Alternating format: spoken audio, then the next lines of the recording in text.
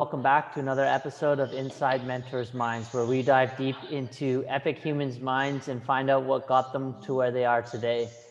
Today we have a very special guest, Ian Macleod. Welcome, brother, to the show. Thanks for having me, Matt.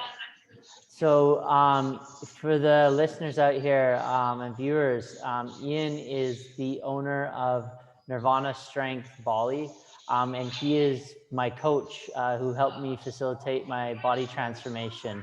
Do you want to give the viewers a little background of who you are, Ian? Yeah, sure. So I've been in fitness for quite a long time. Usually over 15 years. From the USA. So sports have always been a big part of my background, and growing up and playing a lot of sports, the idea of how we prepare for the season, was always about getting like bigger, stronger, faster. With regards to American football, there's a certain level of mentality where even back in the old days where they would say things like water is for weak people, water is weakness, and it's like kind of a very extreme mentality. And then this would be in like South Texas during the summertime, doing 2-a-days, like 3-a-days, and it's just Yeah. And I understand the concept of it, right? It's like a certain amount of like mental fortitude that you're trying to build in that kind of environment. But sometimes it can be kind of pushed a little bit far. Now, that's not to say you don't want to work on those mental components as well, which is something that we'll talk about as well through our conversation. Um, and that's something that I've progressed significantly over the last 5 to 6 years with the development of Nirvana Strength. I've been, you know, I've done the body composition stuff. I've done powerlifting. I've done the whole CrossFit. Done all these different things, and what we'll talk about mainly is this idea of optimization and how can we do it in a smart, more effective way that minimizes the setbacks, because I think that's something that people kind of sacrifices. They'll make progress um, the top priority and not think about how this is actually going to negatively impact them in the future. Yeah. Yeah. And I think that that's kind of like the ethos of Nirvana. For anyone tuning in, Nirvana Strength is quite different than a gym. Like when I say like owner of a gym, like I think of conventional gyms. So do you want to just kind of break down what separates you, Nirvana Strength, from like a lot of gyms in the world? So, I mean, the typical commercial gym will have a lot of machines. You're basically everybody's performing the same kinds of movements, right? A bench press is a bench press, a squat's a squat. And for the most part, everybody kind of follows a particular system or style of training. And it's a lot of it's based off of equipment that is very linear, right? You can only move one way in the equipment that you use, and it doesn't really mimic real life very much. So the big thing that we do here is most of the things are body weight. It's calisthenics. Gymnasts tend to be some of the strongest, most flexible people in the world, and we take a component of their training. So we think of like gymnastics strength training versus their actual skill training, and we can figure out maybe some better ways to help people build strength, build flexibility, improve their performance without negatively impacting their long-term health, which we typically see a lot in things like I would group it as like survival fitness. So we think of things like F45 or CrossFit. There are some good facilities that have really good instructors that do really well with those programs, but the overall theme is you create a training program or a workout that basically is just meant to just kill you, just we praise that we survived the workout, Yes. which is all good and all, but that's not typically like what training should be all the time. So there could be a time and a place for these kinds of workouts, but to do it all the time is not ideal. I think there was a talk recently that Eddie Cohn did. Like he's um, an incredible power lifter, and he talks a little bit about the idea that people are they're like using their maximum load all the time, and to not do so, they feel like they're not going to make the benefits Mm. to the level that they want. But the problem is that if you're going at that level of intensity all the time, you're actually it's very detrimental to your long-term health and your long-term goals. So a lot of it, there's a mental component to all this as well. And I'll kind of just randomly go off on like little tangents. So if you need to pull me back, like go for it. No, that's something I think that makes you unique, actually. And I always appreciate your tangents because it takes me into spaces that I don't even think about. And so I appreciate it. um, so can you talk to me then? Like, I think I'm a really great case study for before and after. So I showed up Hmm. with a conventional mindset with the two range movement. I didn't even use some of the parts of my body.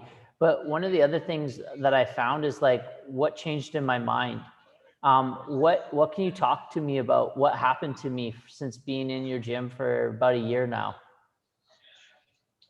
Yeah, I mean, I think the big thing is, if there's not many facilities like ours in the world.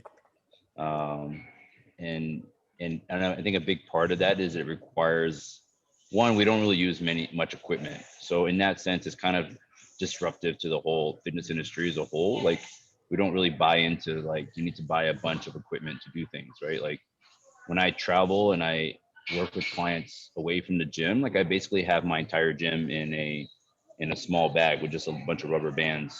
And anything you can do in the gym, like I can do with my little small bag of bands, right?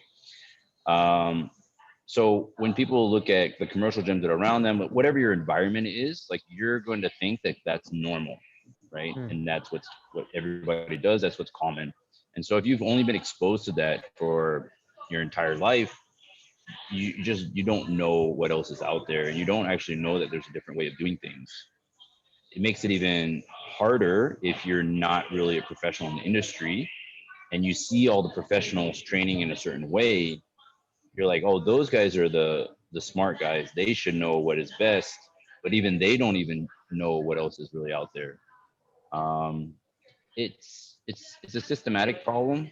Like, I think people now, like, the professionals are just so eager to just get more and more certifications. They end up just learning more and more different kind of systems, but they don't actually learn critical thinking. So, and this even goes back to our education system, like in the USA, where you can go to university and you're not really taught how to like learn. You're not taught how to critically think. You're very much just lectured at and expected to memorize and understand whatever information you're being told, and accepting that as to be like the ultimate truth. I would encourage people to kind of spread out and get into calisthenics as you learn how to use your body. When you're using machines all the time, you don't really learn that. And so, how would you how would you advise someone to start critically thinking? Like, first of all, what advice could you give me to just start critically thinking? And then how can I start critically thinking about like my body movements and me in the gym? So one of the things that I really like to talk, one of the things is like just a learning process. So how do you actually like learn how to do something? And you need to create a basically like a feedback loop of some kind. You know, one of the big problems we tend to see with a lot of people is that even if there's a big gap between what you know and how you behave and how you act. So, everybody knows to some degree, like, that they should be eating, quote unquote, healthier or healthy, and they know what that probably should be. But how many people actually do it, or even really attempt it? Um, Even in the gym, like, I think the knowledge is what really separates the high level coaches from the lower level coaches. And knowledge is something that you want to gain as an individual as well. Even if you're not a professional, you still want to learn how to use your own body. you still want to know some of the basics so you can become more independent, right? So creating that feedback loop is really going to help you in really understanding, like, do your actions, is your movement really in line with what your perception of what you're doing is? So I think that's quite important. Another basic concept that kind of falls in line with that is the idea of like compensations. So when you're fatigued, you're typically going to make a lot of compensations to your movements. You know, when you're lifting like a weight off the ground, your body doesn't actually know doesn't know why you're doing it. You know, when it comes to like the idea of survival, it just understands that you need to complete a certain task because it has some bearance on your survival, right? Now, your body is smart in that it wants to be most efficient. And then typically, what that means is to use as little energy as possible to perform the movement that you want to perform. But that doesn't mean that that actual movement is, anatomically sound or is actually best with regards to like how you use your muscles. You know, like you can't really be intuitive with your body if you've never actually learned how to use your body. Hmm. And it goes with anything, any skill Whoa. you want to learn, right? So I can't, like, if I've never skateboarded in my life as a complete beginner, I can't have like an advanced person just tell me like, hey, you got to be intuitive and just jump on the board. Like that doesn't make any sense. I mean, maybe eventually I will learn, but I'll probably make way more mistakes than I should. I have no feedback process, so I'm not making the corrections the way that I need to. And maybe eventually, like after, I don't know, a decade, I might get really good, but everything about my technique is really off, and and it probably is going to lead towards major injuries in the future, just because like I don't know how to land, or I don't know how to jump, or I don't know how to place my feet properly, or I'm not wearing the right shoes, or whatever it could be. Um, so as a beginner, you do want to, I would highly encourage people to get personal trainers, and find one that's going to be really smart and actually teach you how to do everything as opposed to just tell you what to do. Um, that's so finding a mentor to that regard is also going to be very helpful. Man, that really hit me. Like you can't just tune in to be intuitive. Like you need guidance to be intuitive. Because I even was led to believe just feel in your body, but like if you don't know what the correct feeling's supposed to feel like, how do you know you're on the track? So, how would you help people with your level of knowledge and like you're pretty educated in the industry? What advice could you give people to like who should we listen to start educating ourselves, like to build this level of discernment? Because that's something that I've been seeking to do for myself, is like there's a lot of information out there, but how do I know what is correct? Yeah, that's a tough one. Um, so you know, a lot of it really comes just from like personal recommendations. There's a lot of coaches that I think are phenomenal coaches, but they're not really like globally really well known. I would highly encourage someone to. I mean, you basically want to start off with one person that you would look up to, whoever that might be. There might be someone in your life right now that you kind of already look up to with regards to like social media or exercise or fitness, whatever. Maybe it's someone like Ben Greenfield, or maybe you follow Tim Ferriss or any of those like really, really big guys. 'Cause those typically are the people that most people are familiar with, right? From there, then obviously you're gonna hear like what their recommendations are, and that will take you down a certain path. But the problem comes into thinking that someone will pick up like a book of like habits of highly successful people, and then they just like try to collect all these habits and they try to implement into their own life. But again, there's no feedback system, so they're not actually understanding if those tips or those cues or those habits are actually a good fit for who they are as an individual. So when you start selecting like who you want to follow, you do want to continue to be a critical thinker. You know, you do want to. So three main things that I think are very important for a good coach is one, do they actually do what they're asking you to do, right? Are they training in the same way or in a similar manner as to what they're actually wanting you to do? So if there's someone that teaches flexibility, like do they actually work flexibility? That's also quite important, right? Two is like, do they actually produce results? But the second part, caveat to that is, do they actually produce results at a high rate, without the negative side, right? So Hmm. if they have 1,000 success stories, but they have 10,000 stories of failure, it's not really a good success rate. You know, like what's their actual success rate versus like just the pure absolute numbers that they're producing. And then, but that can be also difficult because a lot of people, like once they get negative feedback on their Instagram or something that's on a public forum, what they'll do is they'll just delete it, right? They'll delete all the negative comments. They'll delete, even if it's not negative, they'll delete comments that question their reasoning or their logic or their methodology. What you should actually really be looking for is, are there comments that are questioning of their reason and logic, and then do they actually leave it on their Instagram and do they respond to it?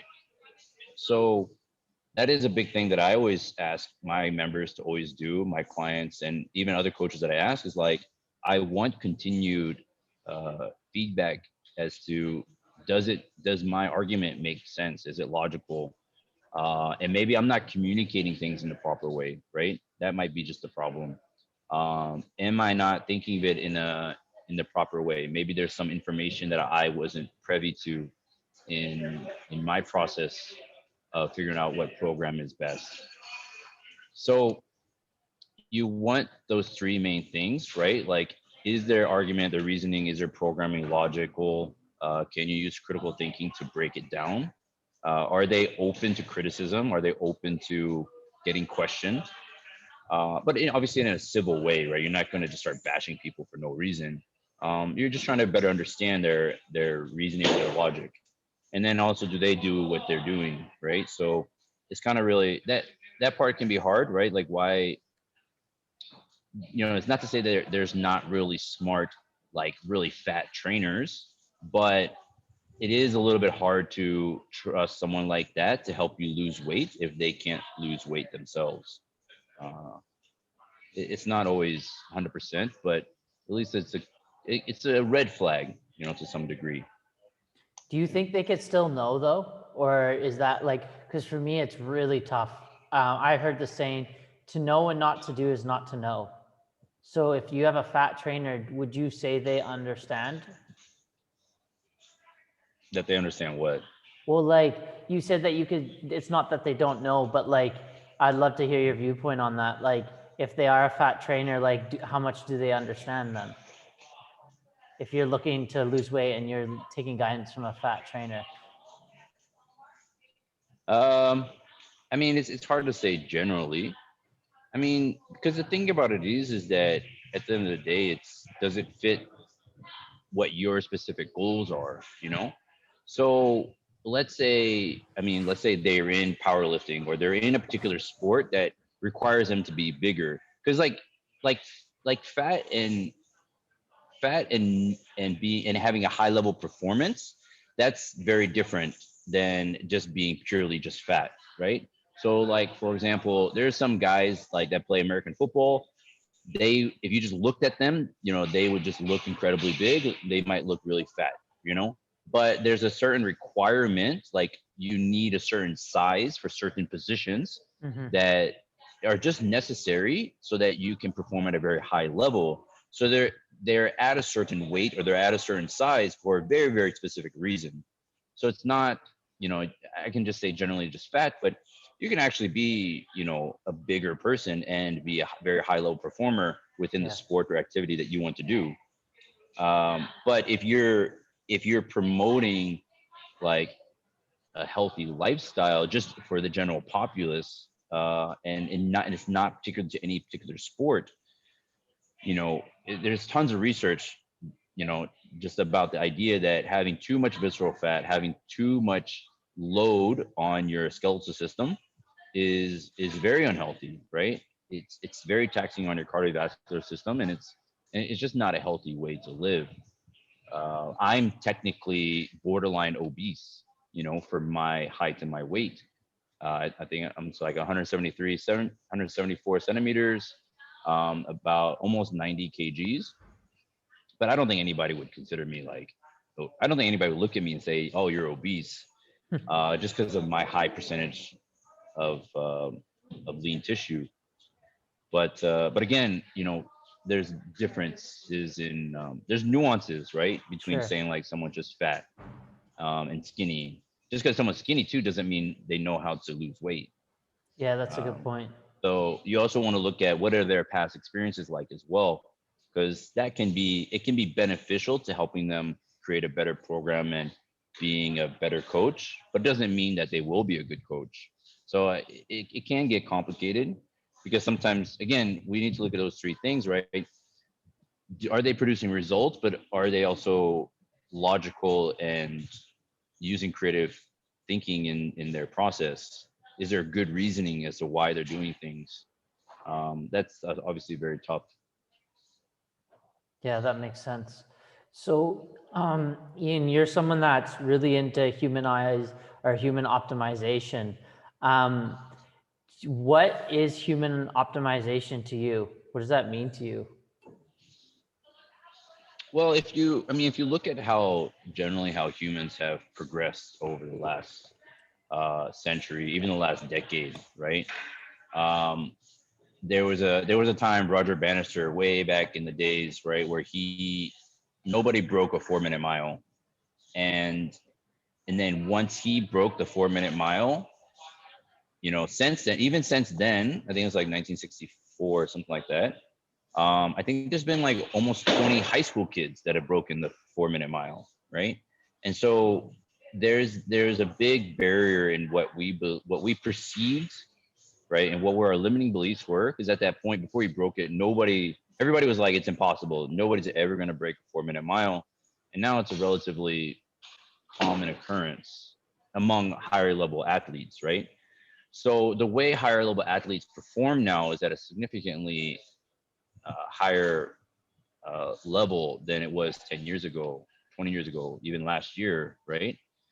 So how do we to know like what's possible in the next 10 years or the next 20 years or next 100 years, whatever, I think that because you don't actually know where the top is.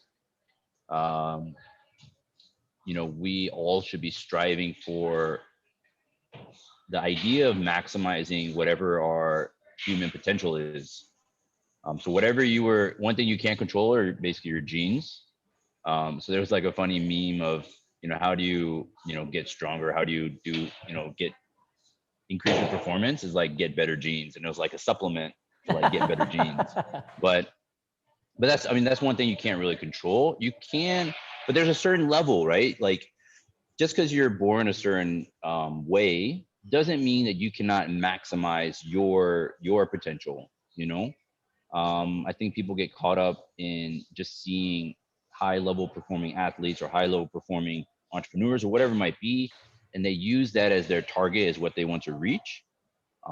But it might not be something that is you can accomplish, right? Your genes just might not be at that same level. Like Michael Jordan, phenomenal athlete, he could stay out until like 3 o'clock in the morning, 24 hours, just gambling and drinking and eating whatever he wanted.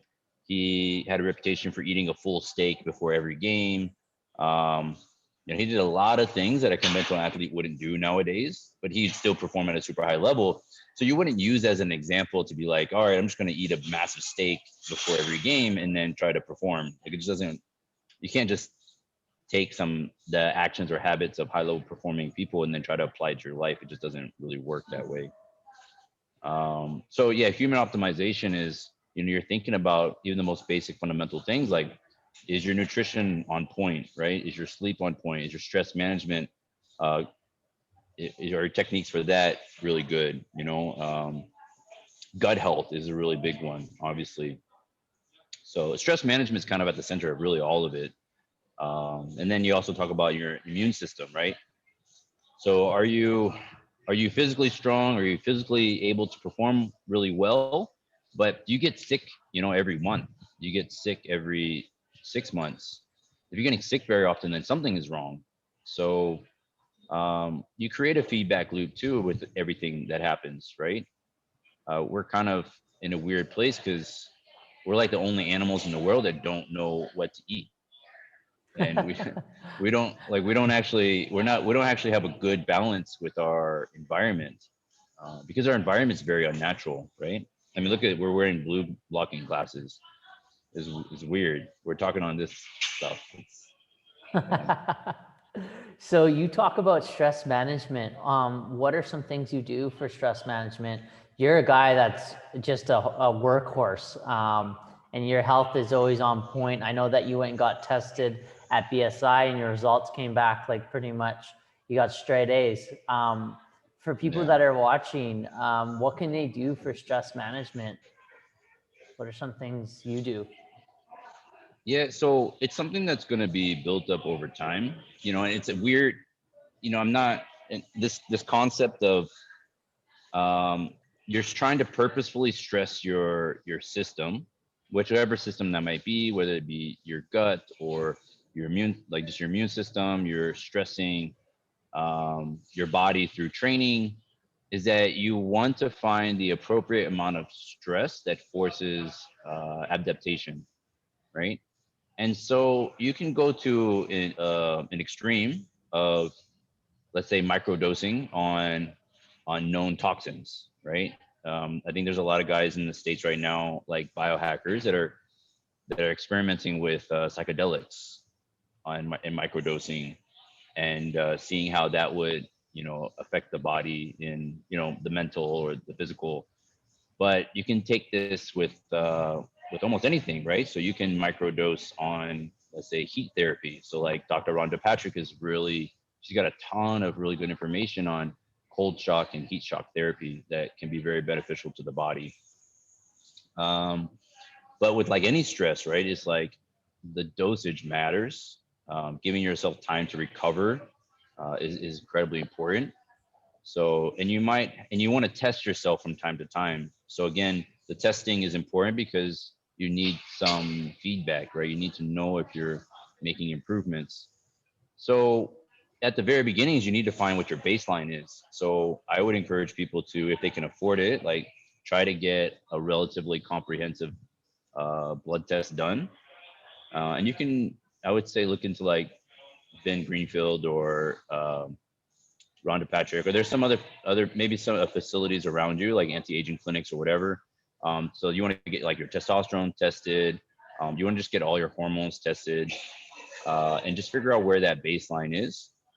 Um, and so once you figure that out, then you can kind of start applying stress to your life, in the appropriate manner. And how much stress is too much or too little is like, you kind of have to experiment with it, because it's not the same for everybody. Over the course of time, so like I haven't had like a virus or been sick uh, in 15 years.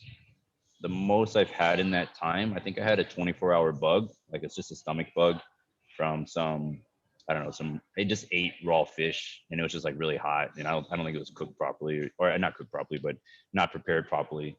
Um, but besides that, like I haven't been sick at all. And even the basic concept of eating more dirt, just like getting dirty is an important thing, right? Like locking yourself up and using all these antibiotic sprays, and um, using antiseptics all the time, like it's actually not that good for you in the long run, because it just makes you weaker, right? Your body's going to react to these stresses. If there's no stress around you, your body's going to consistently get weaker. You actually have to actively seek out these stressors that are going to challenge you. Obviously not kill you, but yeah, challenging is the key word. Yeah. Yeah, actually, you talked something which I found really interesting. Um, your approach to injury rehab is really interesting. So let's say someone's recovering right now, wants to get back in the gym. Would you say like conventionally they're kind of told to not work it, rest it? But I know like when you fractured your hand recently, you were working your fingers out like quickly after. Do you just want to talk about your philosophy on that? Yeah, sure. So like depending on the injury, obviously, but like the overall general concept is so like whether you broke a bone or you tore a ligament. Well, ligaments and muscle tendons and stuff like that's a little bit different. But let's say you broke a bone. Um, if you broke a bone that like let's say you broke your collarbone, like you want to rest enough so that the bones get set. Um, what you don't want because the your skeletal system doesn't inherently move on its own, right? It's being pulled by your muscles and your tendons and your ligaments. So the action of moving will actually like it'll pull your bone apart if it's broken already, right? So you want the bones to set for sure, you know. So if you're in a cast, like you want your bones to set before you start doing anything that stresses the injury. But once the bones are set, um, you can start moving immediately, right? And that doesn't mean that you have to start lifting heavy weights, right? So like just like this case for my earphones, this inherently is just a weight, right? Um, you know, moving my fingers with no external load is, you know, if I broke my knuckle, my finger is the external load, right? It's like moving that is very difficult. Um, so you want to do this in a very controlled manner, right? So you wouldn't go out and start playing sports right away. But if you're in the gym, you're lying down on the floor and you just moving your fingers around. Sure, it's going to be uncomfortable, but rehabilitation is highly uncomfortable. Anybody that's gone through the rehab process really understands that. But the basic idea of like rehab is like how can we get you back to full range of motion as quickly as possible, maintain and increase your strength through that range of motion as quickly as possible. And you do this all within a relative safe range. So you're not looking to obviously re-injure yourself. So, you know, a good example would be like, you know, if you're lying on the floor and you cannot pick yourself up, what are the chances that you would actually hurt yourself? Probably very slim, because you don't have anywhere to go. You're just already on the ground. Versus if you're in a standing position and you have an external load on your back, and I ask you to perform a squat, you would have a higher risk of injury just because you have this external load on top of you, um, and you have nowhere to go but down, really. You know, so you have actual a lot of you can get compressed by the weight. Whereas if you're just trying to get off the ground, there's nothing to really hurt yourself, right? You can't actually exude enough uh, energy or strength to actually do any damage, really. So when you think about like your rehab process, you know, you want to think about how is that external load being applied to the injury or applied to the exercise that you're performing that either increases or decreases the level of risk of the movement.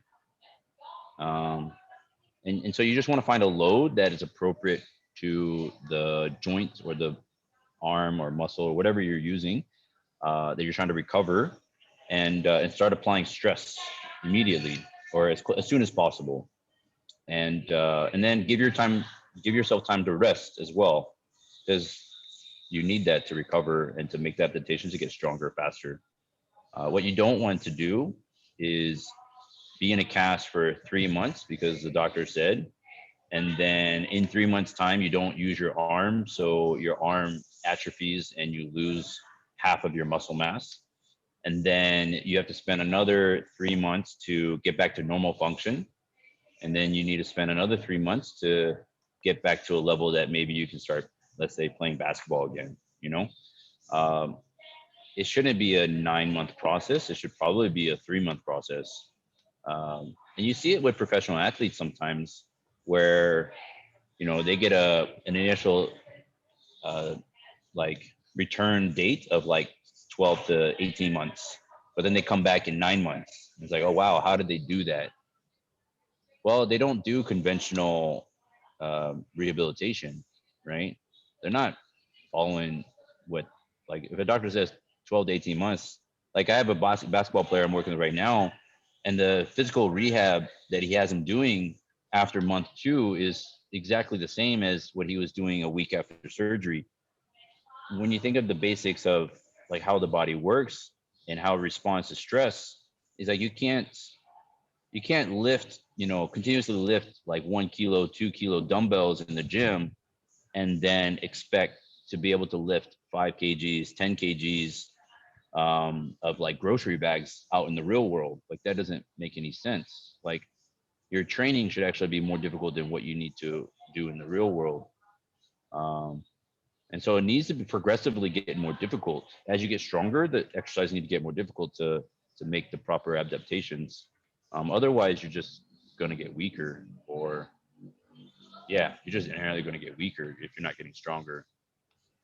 Yeah, that makes sense. I was intrigued by your philosophy around rehab. Um, so you're right now researching this thing, or I'm not aware of it. I actually heard of it for the first time. Peptides. What is a peptide, and what is the importance of it, and why is it? Yeah, why is it important? Well, peptides are naturally occurring in the body. These are amino acids, and when we think about, so right now the big thing that's kind of going around are peptide injections or peptide therapy, and it's been around for a while. The Russians have been playing around with peptide therapy for a really long time. It seems like the Russians are quite ahead of a lot of people when it comes to like these kind of experimental, well, like quote unquote experimental like procedures or processes that help push the physical limit of the body.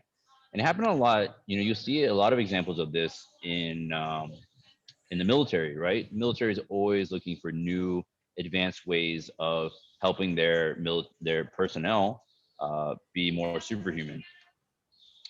But the nice thing about, like, the good thing about peptides relative to, let's say, more like synthetic um, injections is, an example would be like synthetic HGH versus like HGH peptides. Um, so growth hormones, right? And so when we think about peptides generally, they are more supportive and more promoting um, and of a natural level of what your HGH production should be versus promoting unnatural levels, right?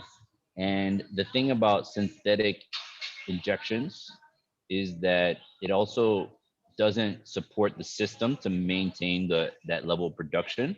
It actually kind of forces the system to shut down. So, like, let's say, for example, like plants and using pesticides. So naturally, like, plants protect themselves, from bugs in a very natural way. They kind of produce their own chemicals that ward off bugs. So, but what we do is like we spray these plants down to protect the plants. So what ends up happening is that because the plants are continuously sprayed down with this synthetic chemical, they no longer produce their own protective mechanisms Mm. against being eaten. So now they become very weak, right? And so if we were to stop essentially spraying them with pesticides, they would just get massively destroyed because they have no means of protecting themselves. So when you inject synthetic stuff, it's basically kind of doing the same thing. It's shutting down that natural production system. So once you stop taking it, you're kind of fucked. Whereas HA peptides, the idea is that it's much more supportive of the system. So going back to the plant example is like, okay, what could we give them that, let's say these bugs and these bugs are becoming super bugs, what can we give the plants that would actually help promote their internal like kind of immune system to fight off these bugs better? Not how can we actually just protect the bugs and put them in a bubble, so or protect the plants and put them in a bubble so that they don't actually have to be forced to adapt to the challenge of, being eaten by the bugs. So we go back to like the idea of peptides is that it's highly encouraging the body to behave in a more natural way. And, for sure, we want to take a lot of very holistic, a lot of what and this is in combination with other stuff. So it's not just like you're only doing peptides and nothing else. Is You're still making peptides sure that ingested or injected? it can be either. So What is like uh, conventional right now in the so market? it's typically seen as being more beneficial if it's injected into the body. So you just do it with like an insulin needle. So it's no different than people that take diabetes shots. Um, and they're relatively at small doses. And Um, it has the same effects as HGH? so the idea is, well, again, there's like synthetic HGH and there's like HGH peptides. So Okay. the idea of peptides, and it goes, I mean, you can do a whole massive like podcast on one kind of peptide. There's Sure. like 900 different kinds. But the basic idea of peptides is that it's encouraging your body to behave in a more natural way. Now, why do you like why would someone want to take these, right? When you can do all these other kind of natural processes that would help you behave more naturally. Well, the problem is that like we live in a highly unnatural environment. There's a lot of unnatural stresses that you're putting on the body, and so I look at it in an idea of like, let's say taking vitamins if you're vitamin deficient in something, right? Like, what can we do to help encourage the body to behave more optimally in a very highly unnatural environment? And it might not be appropriate for everybody. It might not be optimal for everybody, and not all peptides would be great for everybody as well, right? There's like specific peptides that are really good for connective tissue regeneration, and there's like some peptides that are really good with regards to like cell regeneration. Stem cell is a really big um, thing that's made a lot of progress over the years, and is starting to become more of an accepted treatment. How does you hear about some basketball players that in the off season they go to Germany or they go to Mexico and they get these treatments that they can't get in the USA, and how does that help them in their recovery process? Because the amount of stress they put on their body over the course of a season is very damaging to their body. So not only is it beneficial in the short term, but also if it adds 2-3 years to their career, then it's to them it's completely worth it. Now, with regards to like long-term negative effects, from what I've seen so far, and obviously there'll be continued research on all this stuff. That's why like Ben Greenfield and other high-level biohackers kind of do what they do, is like they're the ones kind of doing experimentation on themselves, right, for the benefit of everyone else. It's the idea of technology as well, where like if you're the first person to adapt the new tech that comes out, is like there's going to be a lot of bugs, right? There's going to be a lot of Yeah. problems with that product, and you might get the new stuff, but also there might be like no bugs, and you might be like the first person with this like superhuman computer that can do everything. Who knows? But there's a level of experimentation with everything, right? Because what governments and what the pharmaceutical industry is typically going to suggest is, one, is generally to their own benefit, um, but also two, it's on a mass. They're looking at the mass picture, right? So if 90% of the people receive minimal positive benefits, and there's only like 10% that get some negative, it's like it's an equation they're going to recommend is be like, well, most people are benefiting from this. But the individual, but I mean, you have to think about this on a spectrum, right? It's not, everything is not just so clearly as like it's good for you, it's bad for you. Some things are, but not everything is, So I would encourage you to, obviously, you want to get more information. Like, don't just start injecting yourself with a bunch of peptides. Um, get more information. Talk to a clinic near you. Talk to a doctor, and see if it's something that would be beneficial. I know like in Russia and some places, they even have peptide over the counter right now. Like you just go up and just get it. Um, but again, it's the idea is again, it's about being supportive and promoting the body to behave in a more natural way, and to be able to eventually get off of it, right? So you're trying to get your body back to normal so that it produces, it does what it needs to do at a natural level without having to need the peptides. The peptides are just helping you get back to where you need to be, So due to essentially. our unnatural world, are we in lack of peptides? Is that would be the purpose? Like what would be the predominant benefit for taking, because you're saying getting your body back to the natural level, but like, is this for people that are looking to build muscle growth, fitness level, or is this just in overall health?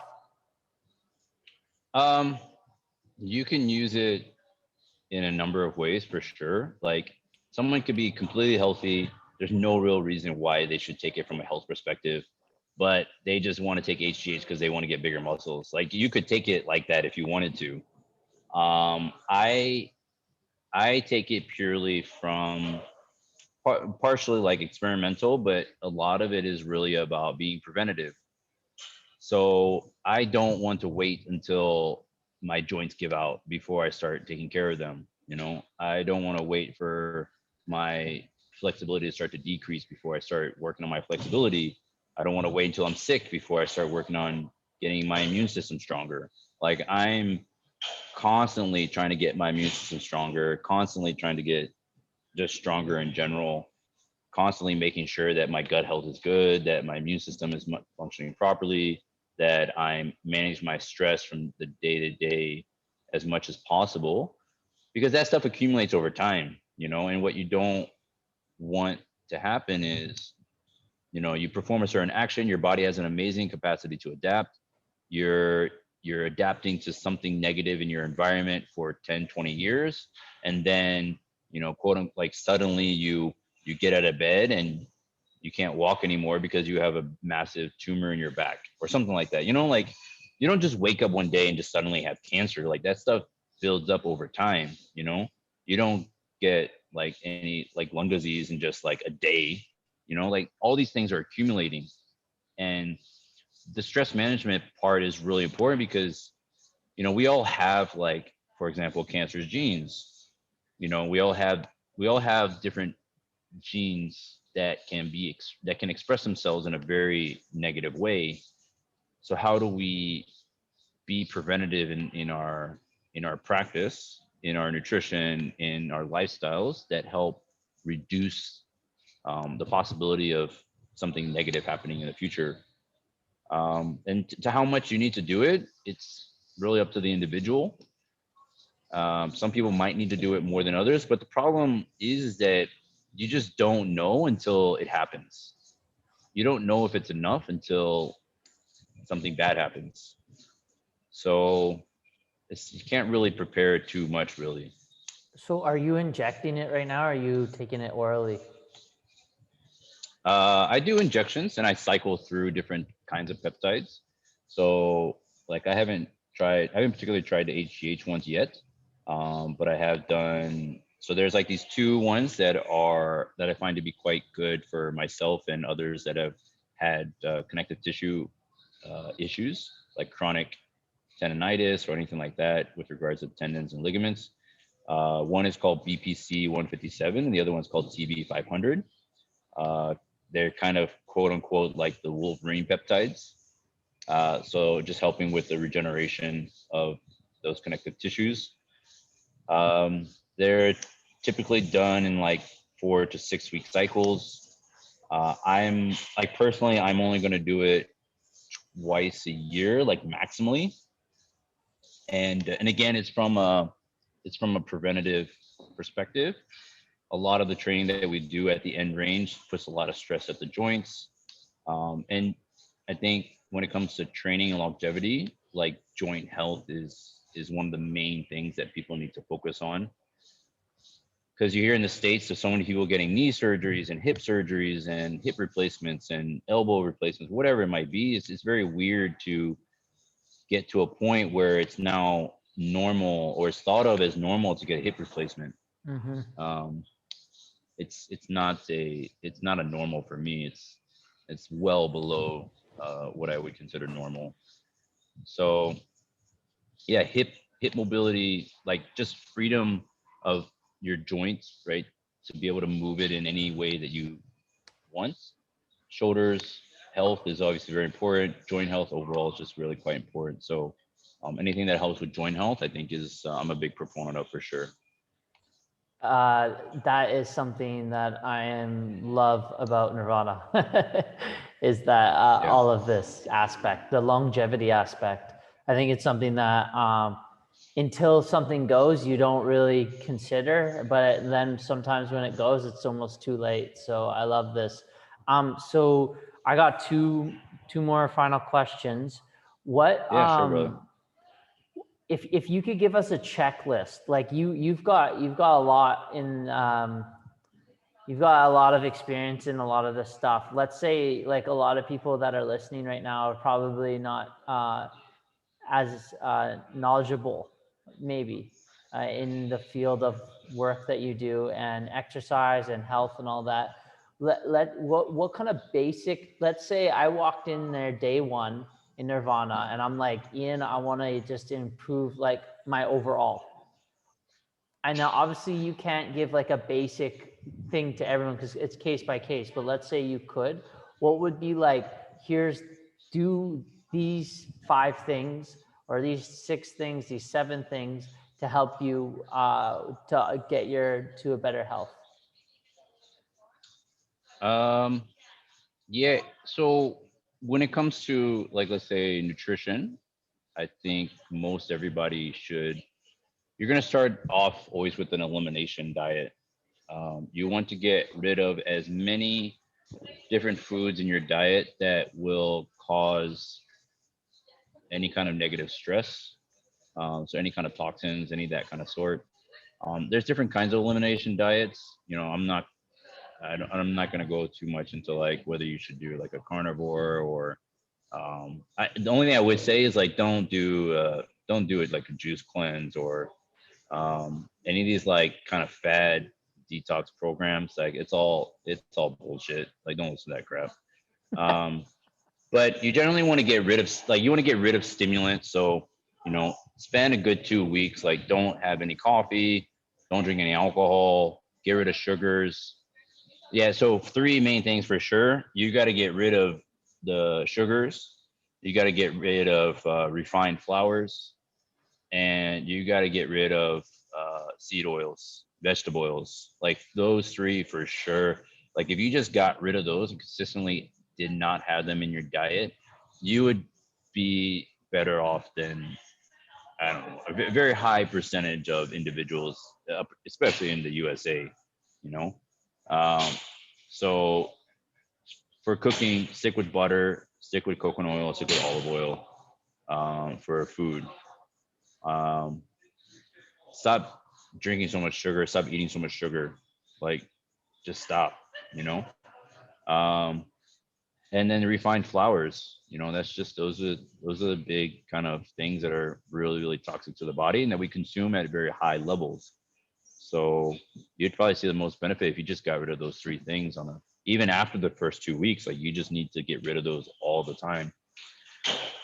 Um, with regards to training, like find someone that can help you with your joint range of motion.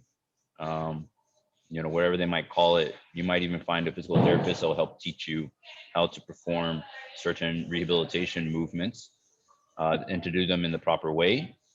It's not to say that I'm not saying that every physical therapist knows what they're doing, but at least they'll have some basic knowledge with regards to like how to rehab joints. That is a starting place for you.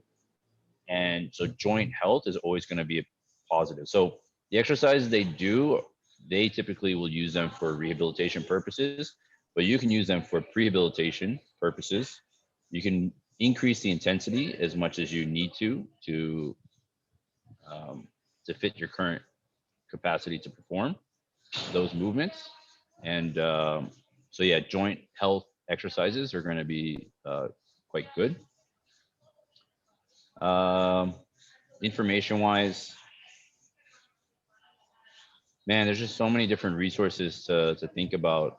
Um, I would look into some biohackers. You don't want to obviously do everything that they do, but they are doing a lot of the hard work as far as finding out. Like if you're in the middle of like Iowa, America, like you just don't know where to search. At least like look at what biohackers do. Look among like a lot of them, like maybe 10 different biohackers that you want to look at and Do see you what have they're all any doing. in particular you listen to that you would advise? Um, I mean, the only one that kind of really comes to mind is like Ben Greenfield, but I don't really follow him that much. Um, him, even Tim Ferriss, I guess to some extent would be considered like a biohacker. Um, there's some other guys similar to like Tim Ferriss where they're just looking how can I make my daily life more efficient, right? Like those kind of guys where they're just like they're looking for efficiency. They're not so much into the biohacking that they're doing full on experiments, like, but they're in the know, and they're also just constantly looking out for the new thing, and they also have the financial means to test some of these things out. So uh, yeah, those guys might be a good place to start. Nowadays I have quite a lot of people at the gym that I always talk things through as well. So I mean, coming here to Nirvana, like you'll meet so many people that are doing their own kind of like small processes and little experiments on themselves. Or even if you want to come and it's like we talk more about peptides. I don't know everything, but I have a few doctors that I speak with that own anti-aging clinics and regenerative medicine clinics, and I bounce off a lot of ideas off of them as well. Unfortunately, there's like a lot of information that is quite difficult to find because there's just not the extensive history of research, and you may need to find information in some very um, like even sketchy websites, and you may find like, a lot of this stuff, especially like what the Chinese used to do with regards to medicines, they do what they do over thousands of years of experimenting, right? They're not running like clinical studies. But I think you don't want to be so quick to write things off if there's not, massive clinical studies, because even studies can be massively misinterpreted and Mm-hmm. just not performed properly. So um, you definitely want to take everything with a kind of a grain of salt and work with what works for you. Okay, so you said no refined flour, no sugar, no seed oil, uh, joint health exercise, look into biohackers. Anything else you'd add on to that? With regards to like recovery protocols, for sure, Dr. Rhonda Patrick to look into the cold shock, heat shock therapy. I think I sent you a link with Yeah, with you a, did. all of her research. If you're curious, interested in like ketogenic diets, I would recommend Dom D. Augustino. He's a big keto guy. He's a pretty smart dude. I really like the stuff that he does. There's a few carnivore guys that I think are really quite good and that put out a lot of good information. The most recent one that I found, I'm a really big proponent of regenerative agriculture, sustainable farming, and there's I think on Instagram, her Instagram is like sustainable dish or something like that. But she just put out a book with Robert Wolf called Sacred Cow, and they just did a documentary. But I think it's the one thing that I think everybody can get behind is the idea of having sustainable farming, and regenerative agriculture. It's just really quite important. If everybody's just eating whole foods, I think that's a big positive. Really what we're trying to fight against is corporations, right? Mhm. You still go to the supermarket, you still see 99% of the products are all box stuff, canned stuff, so it's all still quite shit. That makes sense. Um, Red Light Rising has some really amazing products for red light therapy, and they also put out some really nice blue blockers as well. And they put out a lot of really good information as to the benefits of those products. So whether you actually like buy their products or not doesn't really matter, but at least you can get some good information um, about red light there. Um, yeah, Chris Kresser does really good things for nutritionists as well. I think he's a really big ancestral nutrition guy. But you might not agree with everything they say and everything they do. That's fine, but that's part of like the process, you know. Um, there might be some really good things about what he does that you really like or you really think are really good, and there might be some things you might think are shit. But Mhm. like the expression of like, don't throw the baby out with the bathwater. It's like, choose the things that you know to be really good or you think are really good and keep those, and incorporate into your process.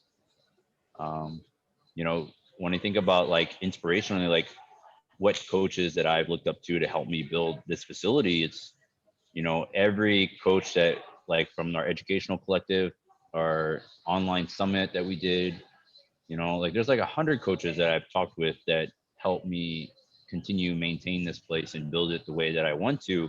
And I take something positive from all of them, you know, Mhm. because as a community, as a collective, like we can definitely make a lot more. Uh, we can optimize a lot quicker, a lot faster, I think. That makes sense. I appreciate that. I know that definitely some people are going to be taking notes during that section. I've got some good notes that I'll put in the comments. So just coming to the end to do like a lightning round, I asked all my guests this, and yeah, we'll just go through it right now. Other than the basic apps of like YouTube, Instagram, what's your favorite app on your phone? My favorite app on my phone. Yeah. Um, yeah, I don't even know what's on my phone right now. I mean, the one I use the most is WhatsApp because I'm just like talking to everybody, but I don't know if that's like my favorite. But like one that's like Uh, cool, like that helps you with your life. I got an Aura ring here. Not to give you the finger, but I got an Aura ring on. So with regards to like data collection, it's really good. Obviously all these things are the level of like accuracy can be debatable, but you're just looking for data points.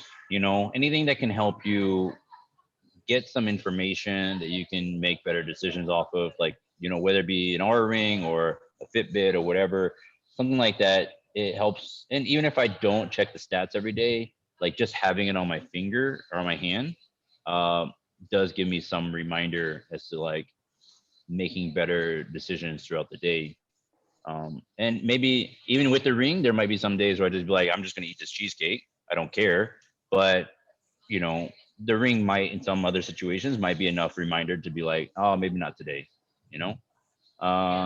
So yeah, I like the Aura ring. I can't really check my phone right now, but That's cool though. That's good. That's a yeah, good I app. think if you had a good meditation app, that might be something helpful for a lot of people. I have Calm on my phone. I use that sometimes. Mm. And then journaling, I think, is really important for everybody. So just finding a good journal app would be good. I think I use one called it's just called Journey. It's a really super simple one, not super complicated. I just use the free version, and that's more than enough for me. So Perfect. yeah, journaling, meditating, obviously really good things, and sleep. So anything that's going to help you figure out, yeah, your sleep patterns will be helpful. That's cool. Um, what's your most gifted book?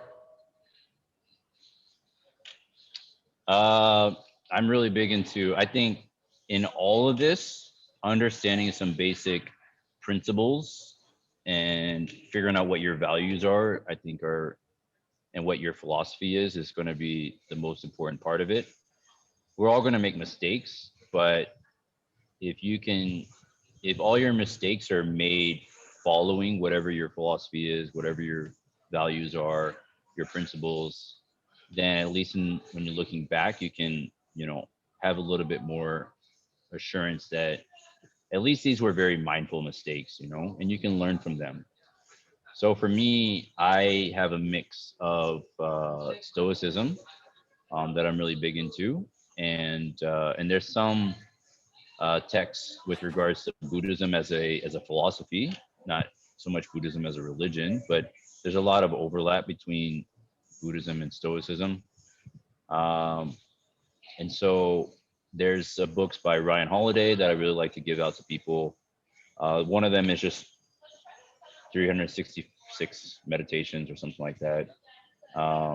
It's just nice because every day you can just read a quote from a past philosopher.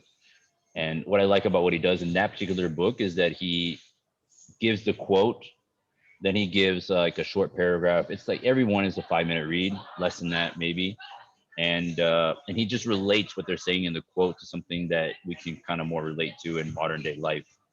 And so it just helps people kind of understand things better. And then it gives you an opportunity to think about how you can apply that to your life.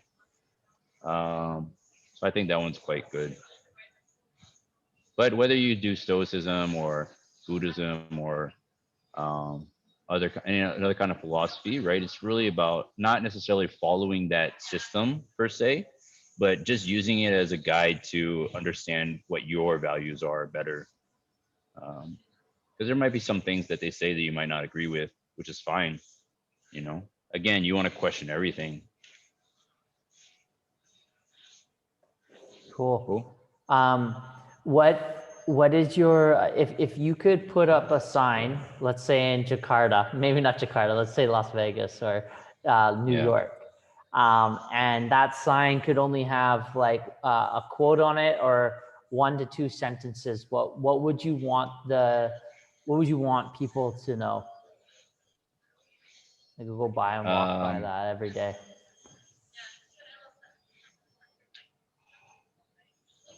So yeah, you might have to help me with the actual quote, but the idea is to redefine normal, is to understand that what is common is not normal.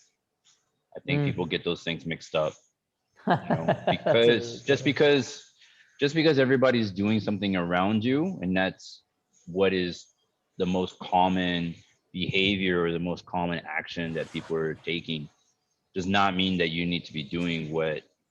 It doesn't mean that that's what's most optimal. If everybody around you is, you know, constantly gossiping and spreading rumors, and that becomes such a normal part of your routine, like that's actually a really negative thing, you know, and that's going to be highly stressful to your lifestyle. And to think that that's normal and to just accept it is, yeah, I mean, it's bad. And I think it happens with regards to like the governments that we live in and the standards. Like everybody just wants to let other people set standards. So maybe something along the lines of setting your own standards, um, and and understanding that what is common is not normal. So redefining your new normal. So yeah, maybe you could take those like kind of those 3 little parts and create into like, you're really good at recreating um, like mottos and quotes and stuff like that. So Yeah. you could probably condense it in a way that makes more sense. Okay. And finally, in the last 6 months, what's a new habit that you've created that has positively impacted your life? I try to take 2 weekends a month off. Um, Man, it's just like for me, right? It becomes so normal for me to just be grinding away for like 10, 12 hours. And the issue is not so much of it as being actual work, is like, you know, they have the expression of like, you know, do what you love, so then Work you a never day in have your to life. work. Yeah. Yeah. But uh but kind of a problem with that though is that, and how do you like define like what is work and then what is play, or what is, you know, because I quite enjoy like, you know, this might be weird, but I like reading books on philosophy, and like reading books on um, even new like on essential nutrition or on like these peptides and stuff like that. But it's also part of my work and my life as well. Um, so yeah, I do try to. So what I have to do now is basically I just have to spend a whole weekend where I just don't do anything. I don't do any of that stuff. Mm-hmm. So yeah, I think it's, and we're not meant to be like working all the time. We're actually meant to spend a lot of time in, you know, our play mode, whatever that might be. So yeah, I think definitely like spending more time, not actually having stuff to do is, I actually have to like schedule that, right? So funny. Yep. Like I'm Yeah, me too. scheduling, yeah. So okay, that would be the big thing, is like I'm doing much better at organizing my time, but actually like scheduling that time into my schedule, right? So I'm scheduling my free time, I'm scheduling my play time. Like I'm actually just putting that in my schedule. So then I know it's like an extra reminder to just shut off. Hmm. Because my default is like if I look at my schedule and there's nothing there, then I just will do work. Yep, feel So yeah, it. yeah. Yeah. I have the same thing. It's something I've acquired too. Last 2 months, every Saturday is my day now. Take off. Yeah. All right, Ian. So we've come to the end of the podcast. Thank you so much for sharing, brother. How can the listeners find you, and how can they connect with you? Yeah, so you can find me either through the Nirvana Strength Instagram, so just Nirvana Strength, or my personal Stoic Mobility. Uh, yeah, that's kind of the two main ways. You can check out our website, Nirvana Strength, Bali.com, or you can always come and visit us here at Nirvana Strength in Bali. I'm pretty much always here. Yeah. Yes, you are. Yeah, yeah. Also, if you can't make it over there right now, Ian and Nirvana has created an online membership site as well. So if you want to just get started and don't know where to start and being like, man, I've heard this and I heard Ian talk and I don't know where to go and I can't come to Bali just yet. They also, Ian and Nirvana both put out really great content, but a great place to start is their online membership. So that's another place to begin your fitness journey. Yeah, and they'll definitely and they're follow alongs, and in and a lot of the classes we teach them in a very similar manner. So the idea is to actually help you become as independent as possible. Yeah. So we're actually like teaching you how to do all these exercises while we're teaching the class. So it's not just like motivational and trying to kill you. It's actually like helping you move better and feel through movements better, and really understanding what it is you're trying to do. So I think that's a big difference between our online classes and the typical like workout classes that you'll find. Yeah. Yep. And Cool. I actually follow them too. Sometimes when I don't even go to Nirvana, I do it at home Awesome. too. And I'm here in Bali. So thanks again, Ian. I appreciate you taking the time to do this. And for the listeners, this was another episode of Inside Mentors Mind.